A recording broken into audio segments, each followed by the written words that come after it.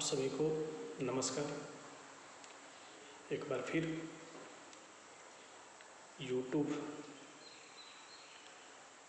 Link में आप सभी छात्रों का स्वागत है। वर्चुअल क्लास के प्लेटफॉर्म पे एक बार फिर paper 4 language across the curriculum पाठ्यक्रम में भाषा के यूनिट 2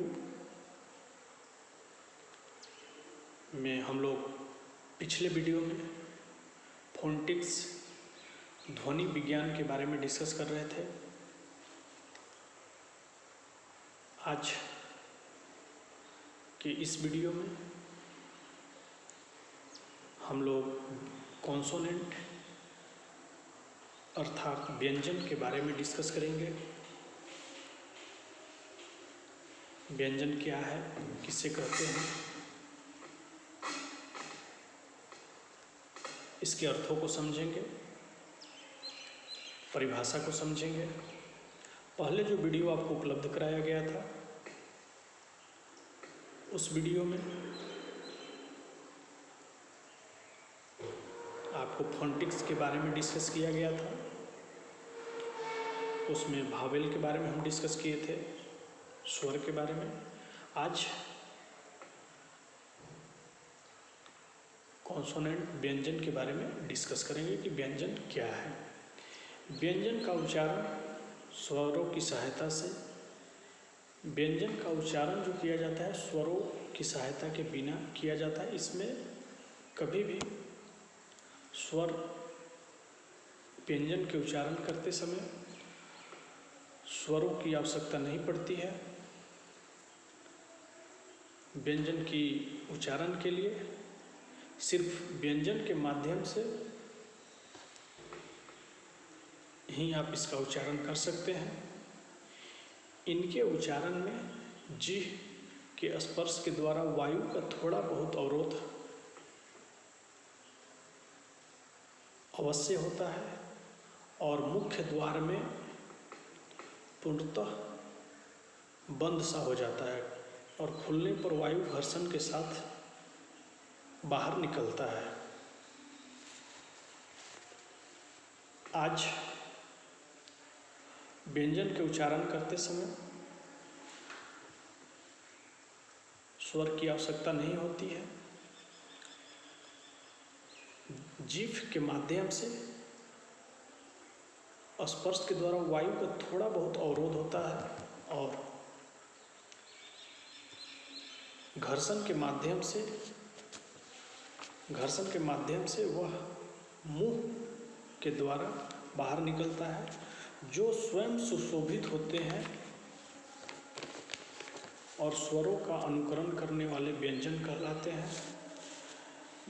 जो स्वयं को सुशोभित करते हैं और स्वरों का अनुसरण करने वाले को ही हम व्यंजन कहते हैं। व्यंजन के वर्गों के बारे में हमको समझना होगा कि व्यंजन में वर्ग कितने हैं, कौन कौन से वर्ग आते हैं। तो व्यंजन के प्रथम अक्षर के प्रथम वर्ग को उस वर्ग का व्यंजन कहा जाता है। जैसे अगर कि हम व्यंजन के बारे में डिस्कस करें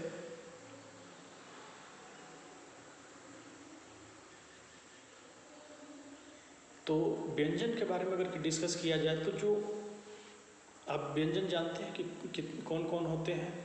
जैसे क, ख, ग, ख, अंग, च वर्ग के अलग होंगे, ट वर्ग के अलग होंगे। तो उसको सेपरेटली एक एक करके हम डिस्कस करेंगे कि क वर्ग के व्यंजन किसे कहते हैं, ख वर्ग, च वर्ग का व्यंजन किसे कहते हैं।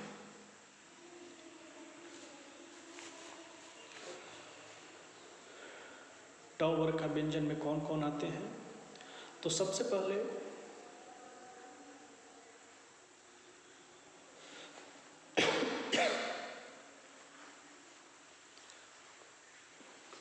हम क वर्ग के व्यंजन के बारे में डिस्कस करेंगे। इसके अंतर्गत क, ख, ग, घ, अंग, ये व्यंजन को क वर्ग के व्यंजन के नाम से जाना जाता है। यह व्यंजन को क वर्ग के नाम से जाना जाता है। उसी तरह से क वर्ग के व्यंजन में क से अंग के जितने भी व्यंजन होंगे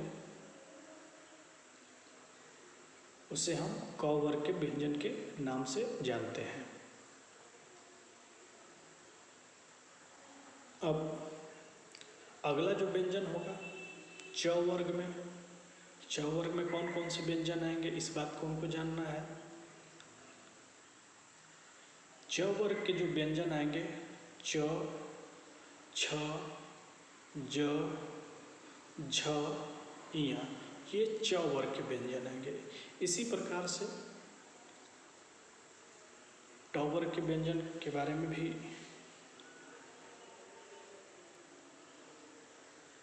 हम जान सकते हैं कि ट वर्ग में कौन कौन से व्यंजन आएंगे। तो ट वर्ग में ट, ठ, ड, ढ, मूर्धन्य, ये ट वर्ग के व्यंजन आएंगे। एक बार पुनः क वर्ग के व्यंजन, च वर्ग के व्यंजन, ट वर्ग के व्यंजन, उसी तरह से त वर्ग के व्यंजन भी आएंगे, प वर्ग के व्यंजन आएंगे, अंतस्थ वर्ग के व्यंजन य, र, ल, व, ये अतःस्थ वर्ग के व्यंजन कहलाते हैं। त वर्ग में भी आप त से संबंधित जो भी व्यंजन है त, थ, द, ध, दंत न, उसी प्रकार प वर्ग के जो व्यंजन आएंगे प, फ, ब, भ, म, उसके बाद उष्म वर्ग के भी व्यंजन आते हैं जिसमें मूर्धन्य स, दंत स, तालव स, ह, इतने तरह के वर्ग आएंगे। कुछ संयुक्त व्यंजन है जिसके उदाहरणों को हम समझेंगे कि संयुक्त व्यंजन किसे कहते हैं। छ, त्र, ज्ञ, छ, त्र, ज्ञ, ये संयुक्त व्यंजन में आते हैं। उत्तिक्षत व्यंजन भी कुछ होते हैं। संयुक्त व्यंजन आप समझिएगा छ, त्र, ज्ञ, ये इस तरह के व्यंजन को हम संयुक्त व्यंजन के नाम से जानते हैं। उत्तिक्षत व्यंजन अड़, ढड़ आते हैं। ग्रहित व्यंजन का भी एग्जाम्पल हम समझ सकते हैं कि ग्रहित व्यंजन में कौन कौन आते हैं। क, ख, ग, ज, फ, ये जो व्यंजन हैं ये आपके ग्रहित व्यंजन के उदाहरण हैं। इस तरह से हम लोगों ने व्यंजन के वर्गों को समझा कि किस वर्ग के व्यंजन में कौन कौन से व्यंजन आते हैं, उस व्यंजन उस वर्ग में कौन कौन से आते हैं, ग्रहित व्यंजन में कौन कौन से आते हैं। तो थोड़ा सा ग्रहित व्यंजन प्रतियोगिता परीक्षा के हिसाब से भी महत्वपूर्ण है, जिसमें क, ख, ग, ज, फ, ये ग्रहित व्यंजन के अंतर्गत आते हैं। इस तरह से व्यंजन के वर्गों के बारे में हम लोगों ने इसमें डिस्कस किया है कि वर्गों के व्यंजन में कौन कौन से वर्ग में आएंगे। आगे हम लोग आज के इस वीडियो में हम लोग व्यंजन के वर्गों को, व्यंजन के डिफिनेशन और व्यंजन के परिभाषा को अच्छी तरह से समझा है। आगे जो व्यंजनों का वर्गीकरण, व्यंजनों का वर्गीकरण के बारे में हम लोग डिस्कस करेंगे कि व्यंजनों का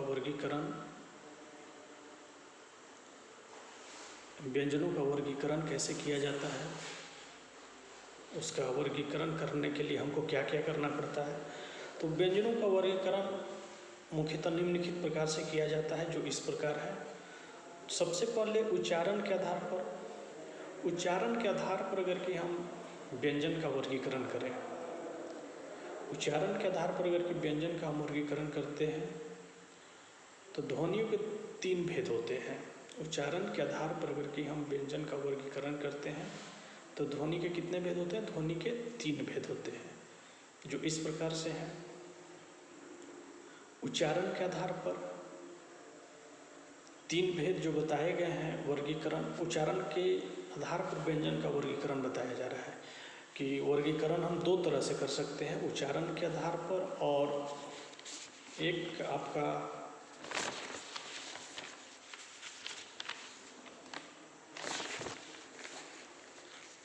पहले उच्चारण के आधार पे हम समझेंगे कि ध्वनि का उच्चारण के आधार पर हम कैसे वर्गीकरण करते हैं। जो 3 प्रकार बताए गए हैं, नंबर फर्स्ट स्पर्श व्यंजन, अंतःस्थ व्यंजन और ऊष्म व्यंजन। अब स्पर्श व्यंजन में कौन कौन से आएंगे, अंतःस्थ व्यंजन में कौन कौन से आएंगे, उसके बाद ऊष्म व्यंजन में कौन कौन से आएंगे, उसके बारे में हम लोग डिस्कस करेंगे। सबसे पहले उच्चारण के आधार पर जब वर्गीकरण किया गया तो उसको 3 प्रकार से वर्गीकरण किया गया, स्पर्श, अंतःस्थ और ऊष्म। सबसे पहले हम स्पर्श के बारे में समझेंगे, स्पर्श व्यंजन के बारे में समझेंगे। अब इसमें हम कुछ टेबल के अनुसार समझेंगे, इसमें हम कुछ टेबल के अनुसार समझेंगे कि स्पर्श में कौन कौन से आते हैं।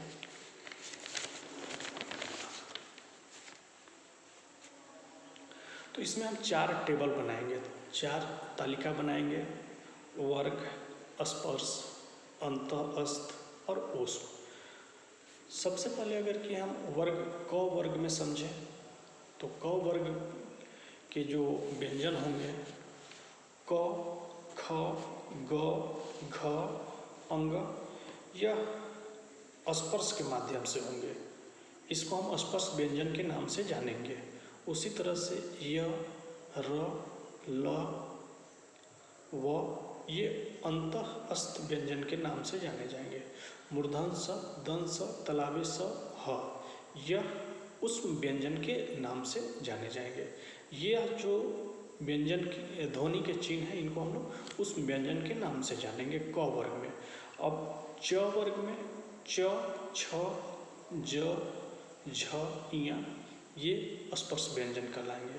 उसी प्रकार से ट वर्ग में ट, ठ, ड, ढ, न यह उस स्पर्श व्यंजन के नाम से जाने जाएंगे।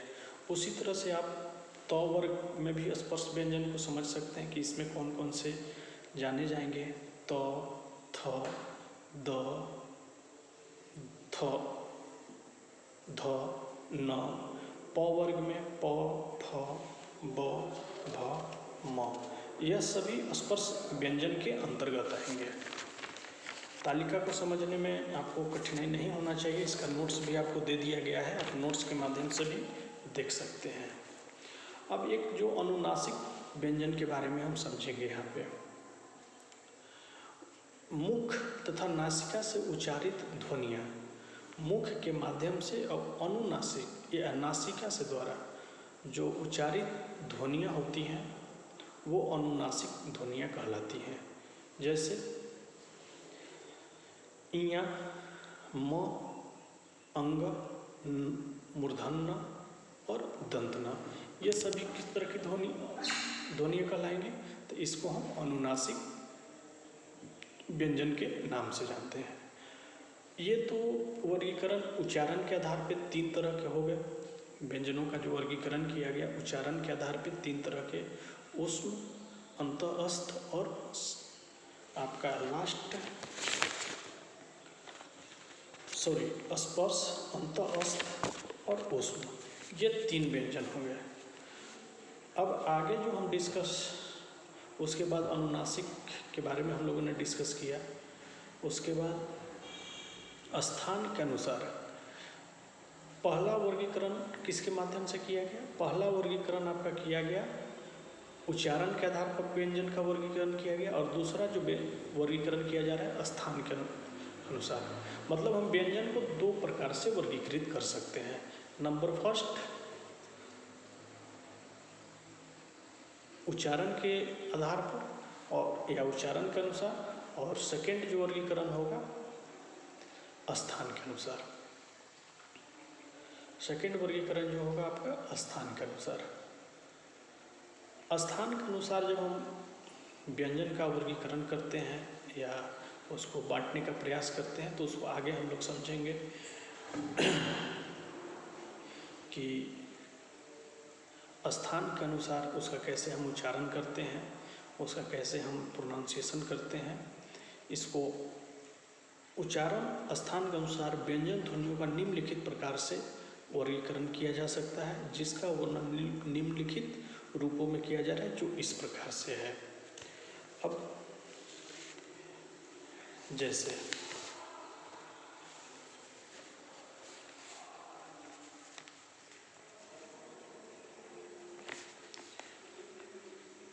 इसमें भी हम 4 तालिका बनाते हैं: कंठ, तालु, क्रम संख्या, ध्वनि, उच्चारण स्थान और वर्ग, कि कहाँ से हम उच्चारण या कहाँ से प्रोनाउंसिएशन करते हैं।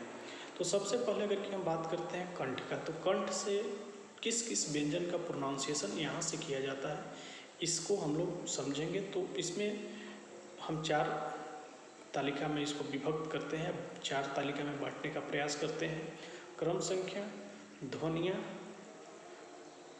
उच्चारण स्थान और वर्ग। क्रम संख्या 1 में कंठ से कौन कौन सी ध्वनियाँ उच्चारित की जाती है या उच्चारण किया जाता है, तो क, ख, ग, घ, अंग, ह। ये जो व्यंजन हैं, ये सभी व्यंजन का उच्चारण करने की प्रक्रिया हम कंठ के माध्यम से करते हैं। किसके माध्यम से करते हैं, तो कंठ के माध्यम से करते हैं। उसी तरह से तालु से या तालुका से हम किस किस व्यंजन का उच्चारण करते हैं, ये थोड़ा सा इम्पोर्टेंट है। इसको थोड़ा सा आप लोग ध्यान में रखिएगा कि ये आपके लिए इम्पोर्टेंट है। प्रतियोगिता परीक्षा में अक्सर ये पूछा जाता है। उसी तरह से तालु से हम निर्माण करते हैं च, छ, ज, झ, इया, ये तालु से करते हैं। उसी तरह से मुख से भी हम करते हैं ट, ठ, ढ, ट, ठ, ड, ढ, न, अंग, ढ, मूर्धन स, ये मुख से होते हैं।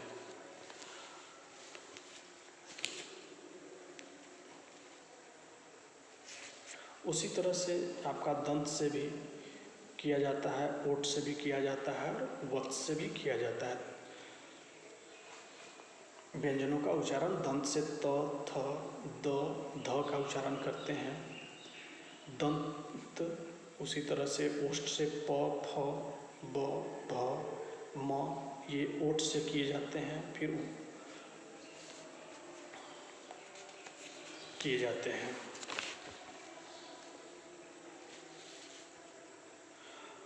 अब यहाँ पे उसी तरह से ओठ से जो किए जाते हैं, आपका प उच्चारण प, फ,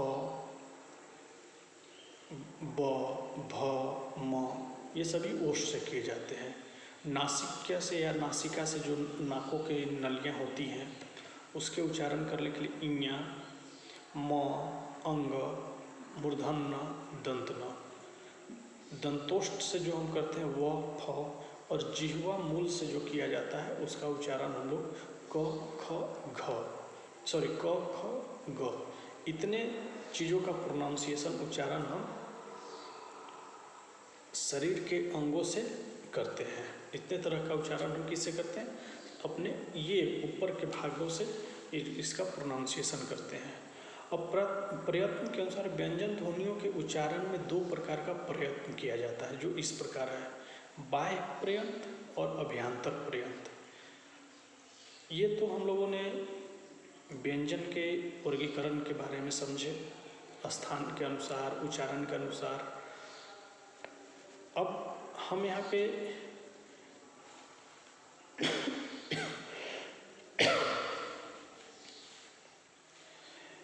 एक जो और समझेंगे प्रयत्न के अनुसार, व्यंजन ध्वनियों के उच्चारण में दो प्रकार का प्रयत्न किया जाता है, जो इस प्रकार है। नंबर फर्स्ट, बाह्य प्रयत्न और अभ्यंतर प्रयत्न। बाह्य प्रयत्न में जब हम बात करते हैं तो उच्चारण के लिए जिह्वा के जो बाहरी कार्य या व्यापार को बाह्य प्रयत्न कहते हैं। इसके आधार पर व्यंजन ध्वनियों के निम्नलिखित भेद हैं। इसमें इस बात को समझिएगा कि बाह्य प्रयत्न में क्या होता है कि उच्चारण के लिए जो जिह्वा के बाहरी कार्य या व्यापार को बाह्य प्रयत्न करते हैं। इसके आधार पर व्यंजन ध्वनियों को निम्नलिखित भेद है। घोष, अघोष को समझेंगे।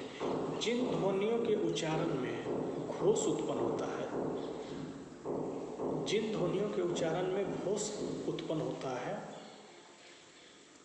वे घोष ध्वनियाँ हैं। वर्गों के प्रथम एवं द्वितीय वर्ग तथा मूर्धन्य, दंश, तालव्य घोष ध्वनियाँ भी हैं। जैसे देखिए, घोष ध्वनियाँ में इस बात को आप समझिएगा कि जिस या जिन ध्वनियों के उच्चारण में घोष उत्पन्न होता है वे घोष ध्वनियाँ हैं। वर्गों के प्रथम एवं द्वितीय वर्ग तथा मूर्धन्य, दंश, स, ये सब घोष ध्वनियाँ हैं। अब अघोष ध्वनियाँ का अगर कि हम एग्जाम्पल लेंगे कि अघोष ध्वनियाँ कौन कौन हैं, तो जिनके उच्चारण में घोष नहीं होता है वे अघोष ध्वनियाँ कहलाते हैं। जिनके उच्चारण में क्या नहीं होता है, घोष नहीं होता है, उसको हम लोग अघोष ध्वनि के नाम से जानते हैं। घोष के अतिरिक्त शेष ध्वनियाँ अधोध्वनियाँ के नाम से भी जानी जाती है। अब आगे जो टॉपिक है अल्प प्राण, जिनके उच्चारण में कम श्वास की आवश्यकता होती है। जिनके उच्चारण में कम श्वास की आवश्यकता होती है वे अल्प प्राण कहलाते हैं। वर्गों के प्रथम, द्वितीय, तृतीय, पंचम तथा अंतस्थ अल्प प्राण ध्वनियाँ कहलाती है। अब जैसे इसमें आप समझिएगा कि प्रथम वर्ग में कौन से व्यंजन आते हैं, द्वितीय वर्ग में कौन से व्यंजन आते हैं, तृतीय वर्ग में कौन से व्यंजन आते हैं, पंचम वर्ग में कौन से व्यंजन आते हैं। ये सभी अल्प प्राण ध्वनियाँ भी कहलाती है, या इसको हम अधोध्वनि के नाम से भी जानते हैं। इसको किस नाम से जानते हैं? अधोध्वनि के नाम से भी जानते हैं। अब इसमें एग्जाम्पल देने की आवश्यकता नहीं है, नोट्स में पहले भी आपको बता दिया गया है कि क वर्ग प्रथम वर्ग में कौन कौन होंगे, द्वितीय वर्ग में कौन कौन होंगे, तृतीय वर्ग में कौन कौन होंगे। तो ये अल्प प्राण ध्वनियाँ के नाम से जानी जाती है। अब जैसे महाप्राण, अगला जो आपका टॉपिक है महाप्राण, अगला जो टॉपिक है आपका महाप्राण, जिनके उच्चारण में अधिक श्वास की आवश्यकता पड़ती है। जिनके उच्चारण में क्या होना चाहिए, अधिक श्वास की आवश्यकता पड़ती है, वे महाप्राण कहे जाते हैं। वर्गों के द्वितीय, चतुर्थ उस महाप्राण के अंतर्गत आते हैं। अगला हम जो प्रयत्न के अनुसार समझ रहे थे, अभ्यंतर प्रयत्न। अभ्यंतर प्रयत्न, जब किसी ध्वनि का उच्चारण करते हैं समय जिह्वा मुख के भीतर संघर्ष या कार्य करती है। जिह्वा क्या करती है? मुख के भीतर संघर्ष या कार्य करती है, तो उसे हम अभ्यंतर प्रयत्न के नाम से जानते हैं। इसके कुछ एग्जाम्पल है। अभ्यंतर प्रयत्न, जब किसी ध्वनि का उच्चारण करते समय जीभ मुख के भीतर ही संघर्ष या कार्य करती है। इस बात को समझिएगा कि किसी भी ध्वनि का उच्चारण आप कर रहे हैं, किसी भी ध्वनि का जब उच्चारण कर रहे हैं या करते समय जीभ आपके मुंह के भीतर संघर्ष या कार्य करती है, तो उसे हम अभ्यंतर प्रयत्न व्यंजन के नाम से जानते हैं। अब इसके कुछ एग्जाम्पल्स हैं जो आपको एग्जाम्पल्स आप समझ सकते हैं। स्पर्श, स्पर्श संघर्षी, संघर्षी, अनुनासिक, पार्श्विक, लुंठित, उत्क्षिप्त और अर्धस्वर, ये सभी अभ्यंतर प्रयत्न के उदाहरण हैं। अभ्यंतर प्रयत्न के उदाहरण हैं। विदेशी भाषाओं के अभ्यंतर प्रयत्न समझने में किसी को कोई दिक्कत नहीं होना चाहिए। अब विदेशी भाषाओं के संपर्क में आज आए कुछ नए व्यंजन जो हिंदी में आए हैं, जैसे क से कयामत, ख से खबर, ग से गोता बेगम, ज से रोज, फ से गफलत। ये आपके विदेशी भाषाओं के संपर्क में आए कुछ व्यंजन हैं, विदेशी भाषाओं के संपर्क में आए व्यंजन हैं। इस तरह से आज हम लोगों ने इस वीडियो में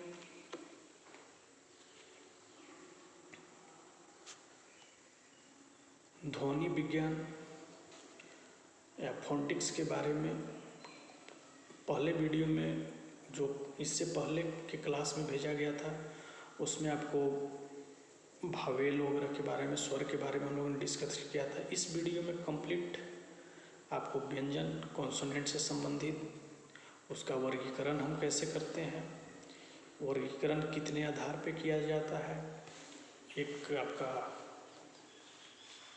उच्चारण के आधार पे भी कर सकते हैं, उच्चारण के आधार पे कर सकते हैं, स्थान के आधार पे भी कर सकते हैं और प्रयत्न के आधार पे भी होता है। तो इस वीडियो में आपको उच्चारण के आधार पे कौन कौन से व्यंजन कैसे उच्चारित किए जाते हैं, जिसका 3 वर्गीकरण भेद बताया गया आपको, स्पर्श, अंतस्थ और श्लेष। उसके बाद आपको स्थान के अनुसार बताया गया, कंठ से किस प्रकार से हम उच्चारण या प्रोनाउंसिएशन करते हैं, तालुका से किस प्रकार से करते हैं। ये स्थान के आधार पर वर्गीकरण व्यंजनों का किया गया है। उसके बाद दंत से कैसे करते हैं, मुख से कैसे करते हैं, तालुका से कैसे करते हैं, उसमें कौन कौन से वर्ग के व्यंजन आएंगे, उसके बारे में भी डिस्कस किया गया। उसके बाद प्रयत्न के अनुसार भी डिस्कस किया गया कि कैसे हम प्रयत्न के आधार पे या उनके अनुसार पे 2 भागों में उसको बांटते हैं। उसका एग्जाम्पल के माध्यम से आपको समझाया गया, अल्प प्राण, महाप्राण। तो कंप्लीट इस वीडियो में आपको कॉन्सोनेंट के बारे में डिस्कस किया गया है और हमें उम्मीद है कि ये वीडियो आपके लिए काफ़ी लाभदायक होगा। और आप सभी छात्रों या स्टूडेंटों से आग्रह है कि आप वीडियो को बिना स्किप किए हुए देखेंगे। आपको नोट्स और वीडियो में थोड़ा बहुत डिफरेंसेस मिलेगा, लेकिन हमको जहाँ तक उम्मीद है कि अगर कि आप देखते हैं तो आपको नोट्स और वीडियो एकदम संपूर्ण एक जैसा होगा। थोड़ा बहुत डिफरेंसेज होते हैं बोलने के या उच्चारण करते समय, लेकिन कंप्लीट आप अगर कि सिलेबस देखेंगे तो आज हम लोगों ने कॉन्सोनेंट फोनेटिक्स के बारे में डिस्कस किया, जिसका टॉपिक था कॉन्सोनेंट। और बिना स्किप किए अगर कि आप वीडियो देखते हैं तो आपको लाभ होगा। इस वीडियो में अगर कि आपको कोई समस्या या किसी भी तरह के वीडियो से संबंधित बातें अगर कि आपको लगे कि हाँ ये बात और अच्छी होनी चाहिए, तो आप सजेशन भी दे सकते हैं, आप सभी स्टूडेंट, या फिर इसमें और क्या अच्छा करना चाहिए। इस तरह से हम लोगों ने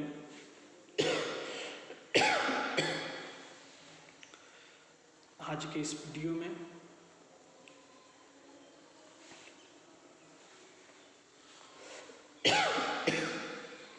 कॉन्सोनेंट का एक पूरा डिस्कस किया है।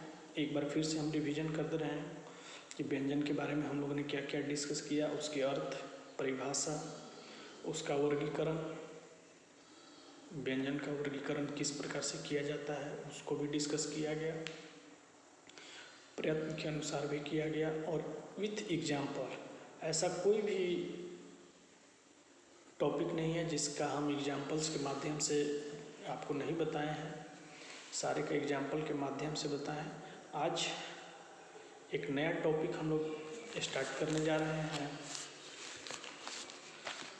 फोनेटिक्स आपका समाप्त हो चुका है। एक नया टॉपिक है स्ट्रेस।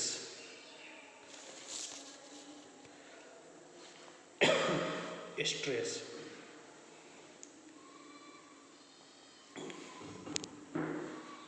जब स्ट्रेस के बारे में हम अगर कि डिस्कस करते हैं तो इसका हिंदी बलाघात होता है।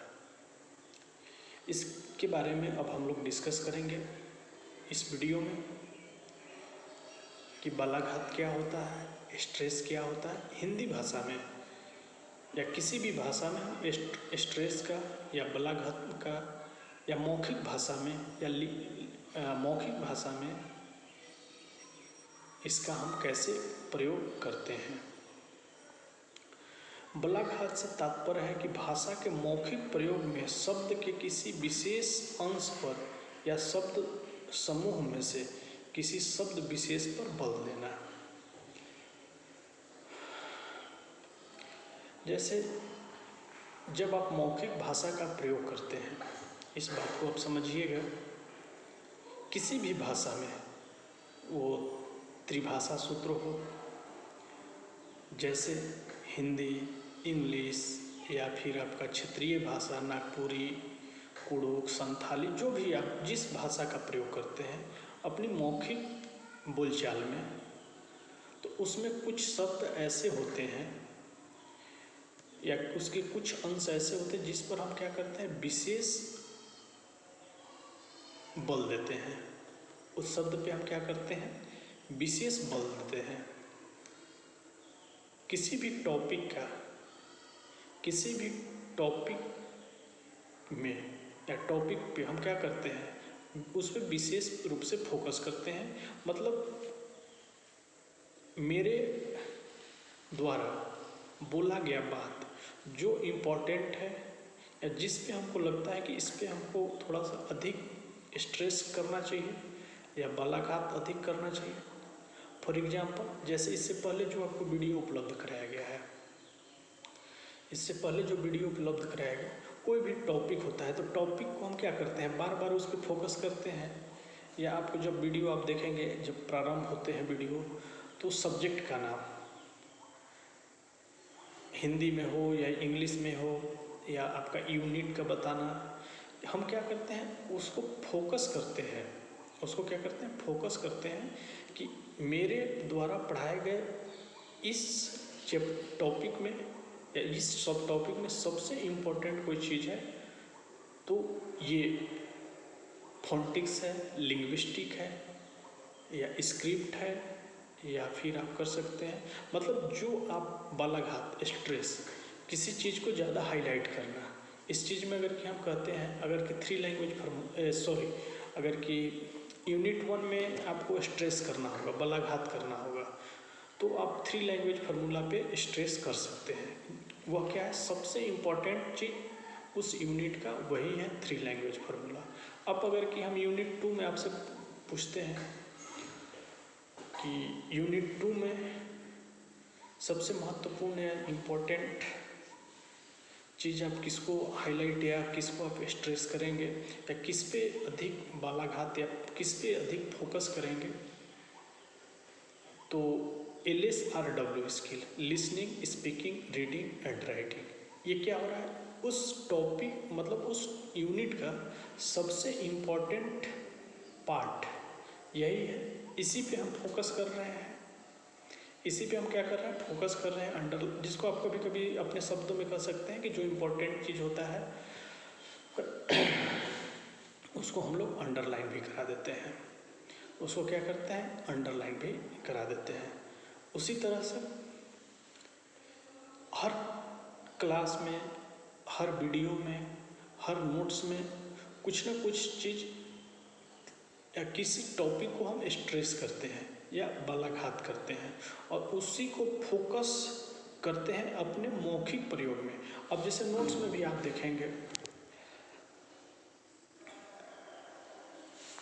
आप अगर कि नोट्स में भी देखते हैं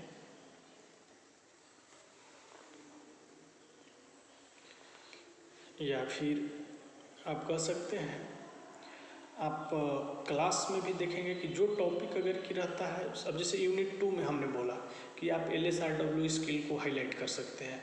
पूरे यूनिट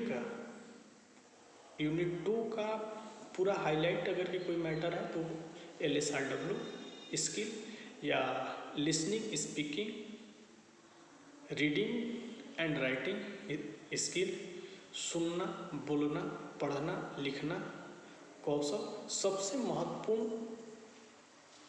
प्रकरण है, सबसे महत्वपूर्ण टॉपिक है। उसी पे हम क्या करते हैं, बार बार फोकस करते हैं।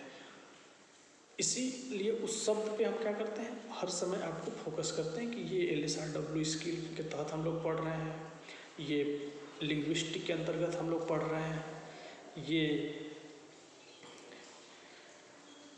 फोनेटिक्स के अंतर्गत पढ़ रहे हैं, ये स्ट्रेस के अंतर्गत पढ़ रहे हैं। तो यही बालाघात होता है, किसी टॉपिक को जितना हो सके आप हाईलाइट करना। अब प्रायः बोलचाल में बालाघात और लहजा का पर्यायवाची शब्दों के रूप में भ्रमपूर्ण प्रयोग किया जाता है। कभी कभी एक्सेंट का प्रयोग वक्ता के अनुतानगत सांचे के लिए भी किया जाता है। जैसे हम बोलते जा रहे हैं, बच्चे ध्यानपूर्वक नहीं सुन रहे हैं।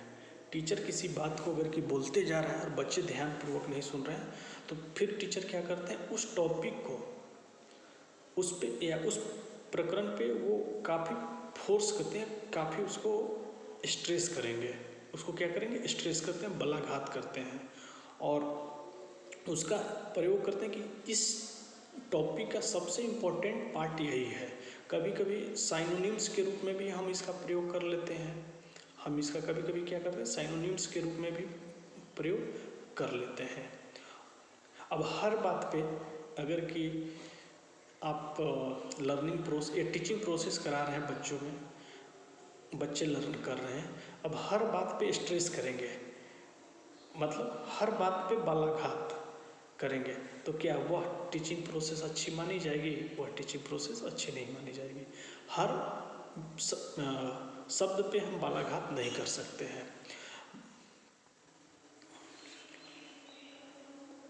बालाघात वस्तुतः शब्द अथवा शब्द समूह के उच्चारण में किसी अंश पर लगाया गया बल ही है। क्या है बालाघात? वस्तुतः शब्द अथवा शब्द समूह के उच्चारण में किसी अंश पर लगाया गया बल ही है। दूसरे शब्दों में बलाघात एक प्रकार का विशेष बल अथवा प्रमुख आघात है जिसे वक्ता शब्द अथवा शब्द समूह के किसी अंश पर प्रयोग कर सकता है। अब जैसे इस बात को समझिएगा, बलाघात एक प्रकार का विशेष रूप से बल होता है अथवा प्रमुख आघात है जिसे वक्ता शब्द अथवा समूह पर जो बोलने वाला स्पीकर होता है, जो बोलने वाला स्पीकर होता है, वह शब्द या शब्द समूह के किसी अंश पर स्ट्रेस का प्रयोग कर सकता है, स्ट्रेस का प्रयोग कर सकता है। तो इस प्रकार बालाघात का प्रयोग करने के लिए आप शब्द पे या किसी शब्द समूह पे भी कर सकते हैं या किसी प्रकरण, टॉपिक या सब टॉपिक पे भी कर सकते हैं। तो इस तरह से हम लोगों ने बालाघात के बारे में इस वीडियो में डिस्कस किया, उसके मीनिंग, कंसेप्ट के बारे में डिस्कस किया, उसका एग्जाम्पल के माध्यम से भी हमने समझने का प्रयास किया कि बालाघात किस प्रकार से